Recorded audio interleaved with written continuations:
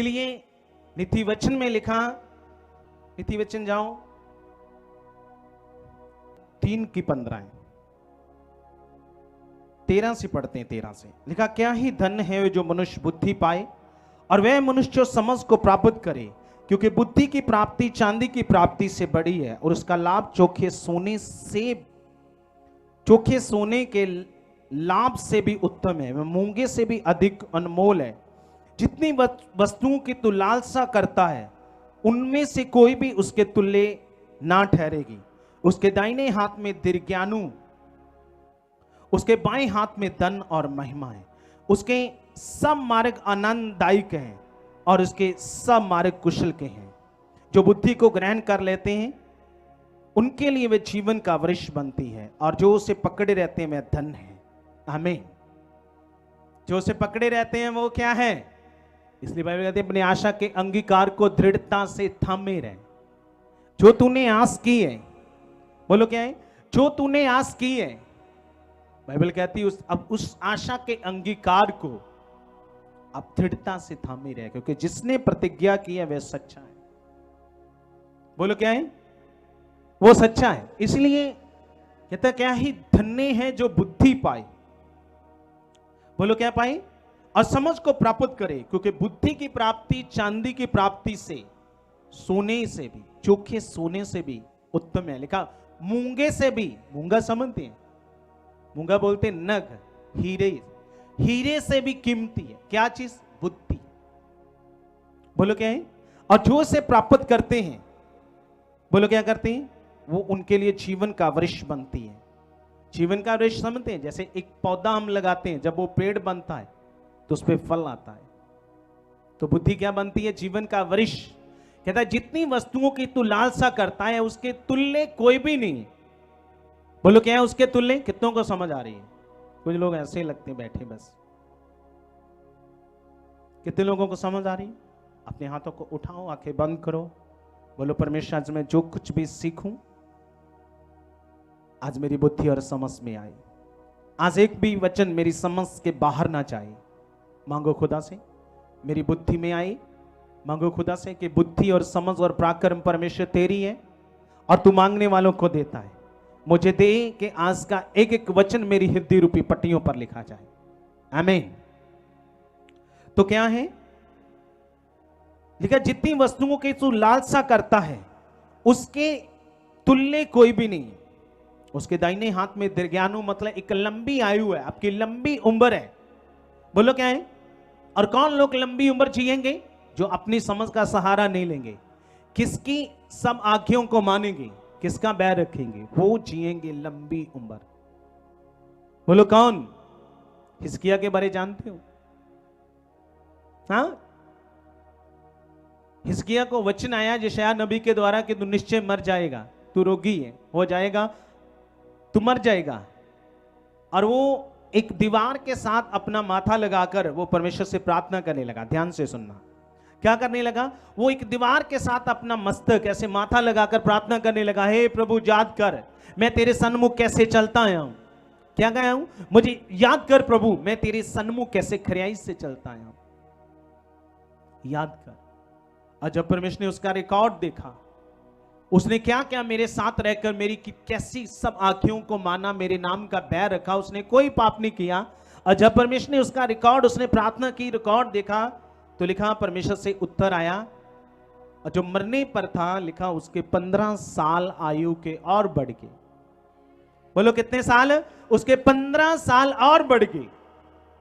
किसके बढ़ेंगे? इसीलिए बाइबल कहती है कि उसके दाहिने हाथ में दीर्घायु है। दीर्घायु मतलब लंबी उम्र है। पर वो किसे दे मिलेगी? कौन लंबी उम्र जिएगा उसके साथ? जो अपनी समझ का सहारा नहीं, जो किसके साथ जिएगा? बोलो किसके साथ जिएगा? अगर आप जो आस इस दुनिया में इकट्ठा करने में लगी है दुनिया, बोलो क्या है? बहुत सारे लोग अपने आधी उम्र में छोड़कर चले जाते हैं। क्या फायदा उस चीज का? बाइबल कहती है कि तू सारी दुनिया को प्राप्त करे, अगर अपने प्राण को, अपनी जान को गवाए तो क्या फायदा? अगर दुनिया की चीजों को प्राप्त करे, अगर तू जान को गवाए, अपने प्राण को गवाए तो क्या फायदा? यीशु मसीह ने एक जगह पे कहा, इस जीवन की चिंता मत कर, क्या खाएगा पिएगा। हाँ, काश के पंक्षियों को देख, ना वो भीजते हैं ना वो काटते हैं, बोलो क्या है, फिर भी परमेश्वर ने देता, और तेरा मूल्य उससे बढ़कर है। बोलो तेरा मूल्य उससे बढ़कर है। बोलो क्या है, मूल्य उससे बढ़कर है, बढ़कर। फिर उसने कहा कि शरीर, ऐसे कहा, भोजन से कैसे, हम देखते हैं मत्ती में जाएंगे, 25 से पढ़ते हम, लिखा, इसलिए मैं तुमसे कहता हूं कि अपने प्राण के लिए ये चिंता न कर, क्या खाओगे क्या पियोगे, और ना अपने शरीर के लिए क्या पहनोगे। क्या भोजन से शरीर वस्त्र से बढ़कर नहीं। बोलो क्या है, क्या चीज, और अपने शरीर के लिए क्या पहनोगे, क्या प्राण भोजन से और शरीर वस्त्र से बढ़कर नहीं है। कौन सी चीज है। प्राण का मूल्य भोजन से ज्यादा अधिक है कि भोजन का मूल्य है। पता है कितनों को समझ आ रही है। सुनो ध्यान से, जो हमारी जान है वो भोजन से ज्यादा कीमती है कि हमारी जान से जो भोजन है वो ज्यादा कीमती है। जो हम कपड़े पहनते हैं ये ज्यादा कीमती है कि जो शरीर है जिसको हम पहनाते हैं ये ज्यादा कीमती है। कौन सा चीज कीमती है। हाँ, जैसे यीशु ने कहा भोजन प्राण से बढ़कर है। हाँ, ऐसे कहा, बोलो क्या है, ऐसे कहा भोजन प्राण से बढ़कर है। हाँ, कौन सी चीज है ज्यादा अधिक अनमोल, कौन है। प्राण के भोजन, प्राण जो हमारी जान है भोजन से भी ज्यादा कीमती।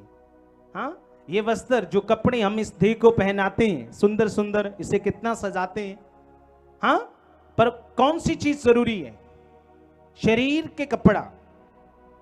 तो उसने कहा अगर तू सारी इस दुनिया को कमाए और अपनी प्राण को, अपनी जान को गलवाए तो क्या फायदा। बोलो क्या है, कोई है फायदा कोई। इसलिए वो कहता है जितनी वस्तुओं के तू लालसा रखता है उस बुद्धि के तुल्य कोई भी नहीं, उसके बराबर कोई भी नहीं, ना सोना ना चांदी ना हीरे, उसके तुल्य कोई नहीं है। बोले क्या उसके तुल्य, क्योंकि उसके दाहिने मतलब उसके सच्चे हाथ में लंबी आयु है। बोलो क्या है, उसके दाहिने हाथ में क्या है आपके लिए, लंबी आयु है, लंबी आयु। और फिर उसके बाएं हाथ में धन और महिमा है। सच्चे हाथ में क्या है, आपकी लंबी उम्र है, और बाएं खब्बे हाथ में धन और महिमा है आपके लिए उसने रखी है।